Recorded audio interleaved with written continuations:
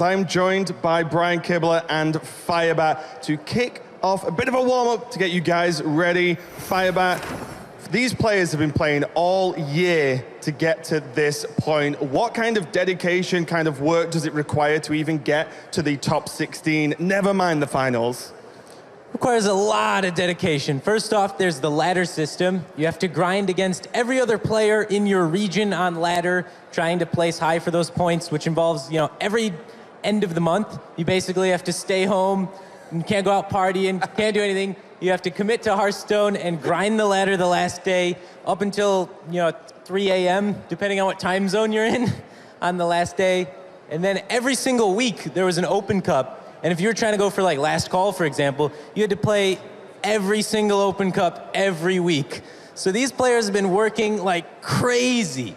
It is an insane amount of grind, and it's worth it in the end if you're able to make it here. Yeah, these players have put in a lot of hard work. And Kibler, these two finalists specifically, what are the highlights of their performances so far this year? Both of them really stand out for their consistency over the course of the year. Pavel had one of the overall highest win rates in tournament play throughout the year. We see from this match just now, Dr. Hippie sealing his spot in the final with just remarkable poise, his matchup there against Chansu as well. But Dr. Hippie, one of the few players who made it back to multiple championships throughout the season. He made the second place in Winter Championship, losing to his eventual teammate, Naaman, made it back in the summer, earned his place here, and now has earned his place in the final. Yeah, it's going to be an amazing one. Dr. Hippie, as well as Pavel and all the players here, have had to show an incredible resilience when playing in a tournament like this. This is the big stage. This is the World Championships. And going into the finals, Firebat, you have been in this position. What is going through the players' minds right now? This is it. This is That's it. You're just like, I've been working all year for this. My entire life has been, or my entire life this year anyway, has just been building up to this moment. I need to perform. This is what I have to do. I will be the champion. That's what I was thinking anyway. Hey, well, it seemed to work out pretty well. We are going to check in. We're going to check in with TJ. There we go, and the other guys to give you a bit more information on the other players' stories. How's it going, TJ? Going well, man. We're super pumped over here. Admirable, you had a chance to cast that finals, and it was intense coming down to the wire. Oh, it was unbelievable. The fact that Pavel once again identified, that Dr. Hippie once again identified these very small, unlikely situations that'll get him out of things, and then seeing that actually happen, just absolutely insane. Yeah, indeed. So let's go ahead and take a look at the matchup for the finals. Saddle, you're happy. The title is staying in Europe.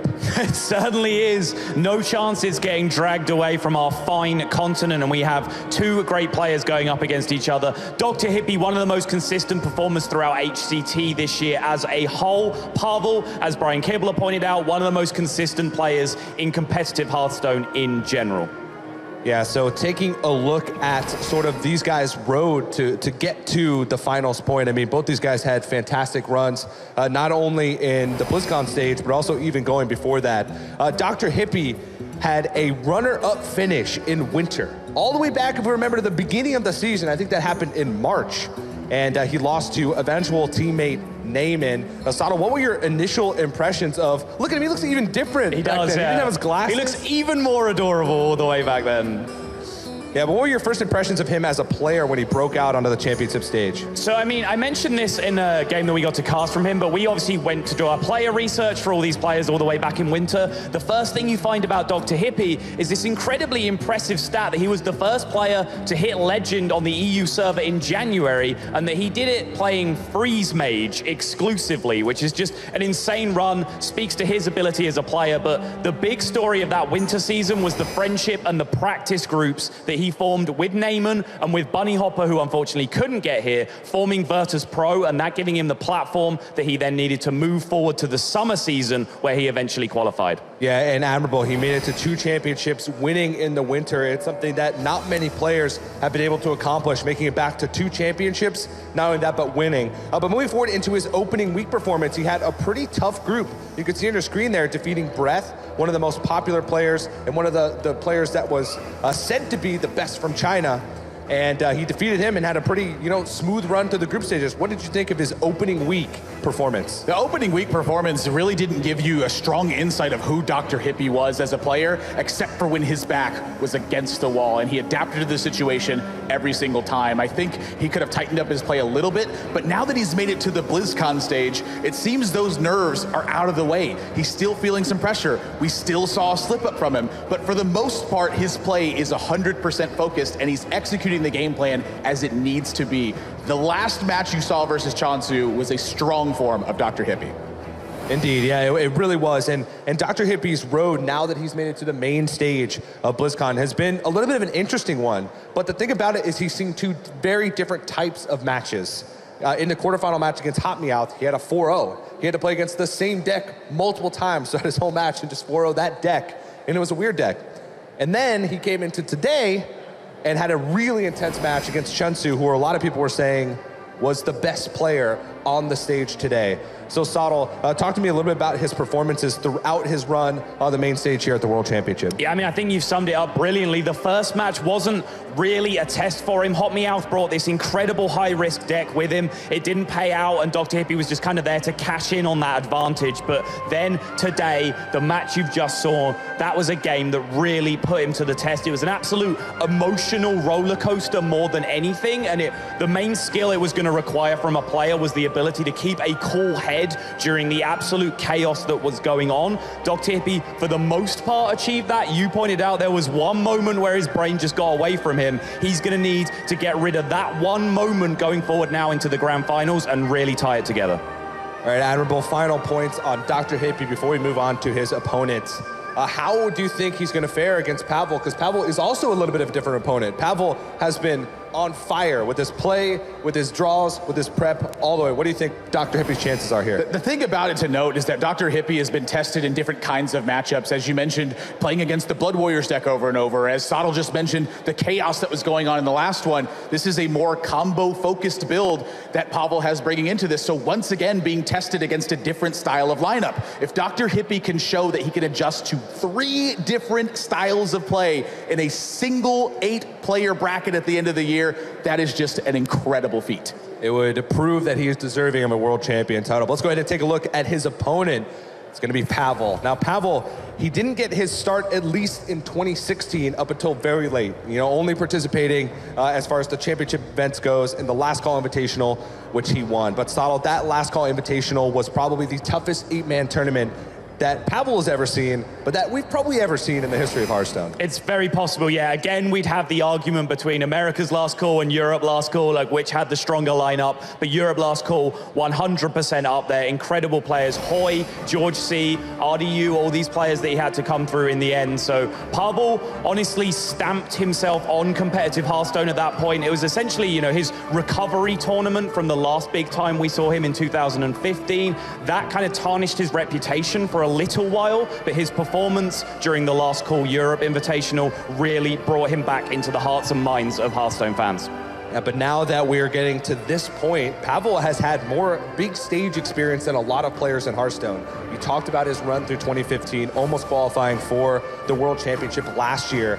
But his experience hasn't really shown through. He's had some shaky moments on stage. Admirable, has he gotten over those shaky moments? Have we seen more solid play from him as we're getting closer to the finals than we have in the past? It's going to need to be there because Dr. Hippie is playing super on point right now. As Sottle just mentioned, Dr. Hippie needed to get rid of that one small moment to have the big edge here. The same is true for Pavel. He's been playing the same decks now through Last Call, through opening week, and now here at BlizzCon. He has a lot of experience on these decks. If the pressure of the stage continues to get to him, we may see him fall just short. Yeah, and you can see on your screen there his opening week performance. He was able to defeat Diane pretty handily, but then he struggled. He lost his second match, had to come back into the cider match against Omega Zero, and went down 3-0 in that match, but was able to he was able to bring it back against the Mally Druid, which seems to be a theme with his lineup. Yeah, I mean, if there is one thing that is in no doubt when it comes to Pavel, is that he is prepared to play in the most dire of circumstances. He has been down 0-3 on 2 separate occasions, in both occasions having to sweep the Malygos Druid, one of the most powerful decks in the game, and he has managed to do it on back-to-back occasions. So this is a guy that is prepared to play under pressure. Right, when it comes to the clutch, that's when Pavel has performed. Every time his back has been against the wall and everything has been on the line, that's when you've seen Pavel come through. All right, well, we've given the breakdown of both of these players. One thing also to note about Pavel is that he's defeated 2 favorites, not only favorites on paper, but also fan favorites in Amnesiac and Jason Zhou from China in his road to get to the finals now where he's at. So that's one thing to keep in mind as we move forward. But it's time, guys, let's get some quick predictions in. Make some bold calls if you so choose. Sato, who you're predicting to win the finals? My original prediction for this tournament was Neyman. So by association, Hippie brought the same lineup, the same strategy, 1 card different. Of course, teammates struck up a bond at the Winter Championship. So I'm going to use Dr. Hippie as my surrogate here, transfer my prediction to him. I'm going Dr. Hippie all the way. For me, it's a really tough one to call. I think Pavel has been showing execution towards the game plan. But from what I saw in Dr. Hippie last match, the ability to make narrow reads in tough situations, I got to give him the edge. I have to go with Dr. Hippie. Alrighty, well, I'm not going to even give my prediction because I'm casting the grand finals. I don't want to get that bias in there. Don't worry, guys. But let's check in on the other side of the tavern with some of the other guys. Now that we've sort of seen what these guys where they came from and their run, what do you guys think so far of the grand finals? I think it's going to be really exciting to see where it lands. I think Pavel and Dr. Hippie both bring contrasting strategies, but I want to ask how you guys think about it as also the expert analyst. Let's start with Firebat. You're the guy who really helped invent a lot of the Conquest strategies within the popular player base. So when you look at these lineups, what do you really see? What are the strategies and possible edges that these guys can get over each other? Well, one of the things that's like the biggest key difference to note here is each of the players has chosen, one of the 2 different currently most successful and viable conquest strategies. One is soft targeting one of your opponent's decks, which is what Dr. Hippie has done. All of his decks, he has Baron Geddons in there, he's got Yogg Saron, cards that deal with flooded boards. He's targeting Shaman with all of those decks, just slightly edging in that matchup. Where on the other side of things, if you look at Pavel's decks, they're all just well-rounded, consistent, strong decks, not really targeting anything, but trying to be hard to target themselves. And it's really interesting that these players made it to the finals with completely different strategies. Neither player doing the same thing, but both doing something strong in their own right. Gilbert, do you think that makes one person favored over the other, or do you feel like they're evenly matched in this case? I think these 2 players are pretty evenly matched coming in. One thing I do want to note, though, is that both of Pavel's times that he came back from a 3-0 deficit involved winning 4 straight games against Druid. So while his lineup may not be specifically built to target Druid, he's had a lot of success against Druid, and every match that he's beaten his opponent's Druid, he's won. So it worked out very well for him, and we have seen him get this far really running roughshod over Malfurion. All right, so you got some of Firebat's and Kilber's thoughts. Kilber will be casting alongside TJ for the finals. So let's head over back to the other side with TJ and see if they agree with what Firebat and Kilber just dropped. They're saying that's pretty evenly matched. Do you agree with that? We definitely agree. I mean, we showed throughout their runs that they definitely have some strengths, but they also definitely have some weaknesses. So before we jump into the finals, just to keep in mind, these players are getting ready. We had to give Dr. Hippie a chance to reset and get his mind focused for the finals. Admirable. I'm going to start with Dr. Hippie. What does he have to do to win this grand finals?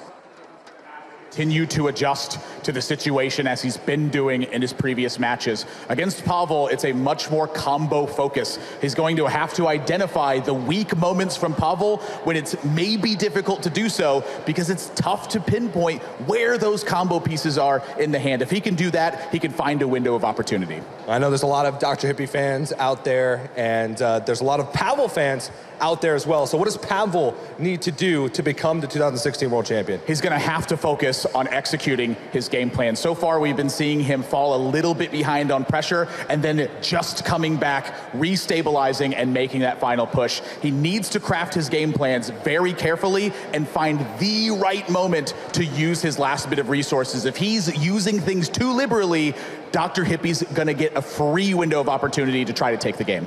Indeed. The tension in the air is palpable here at BlizzCon 2016 as we get ready for the finals.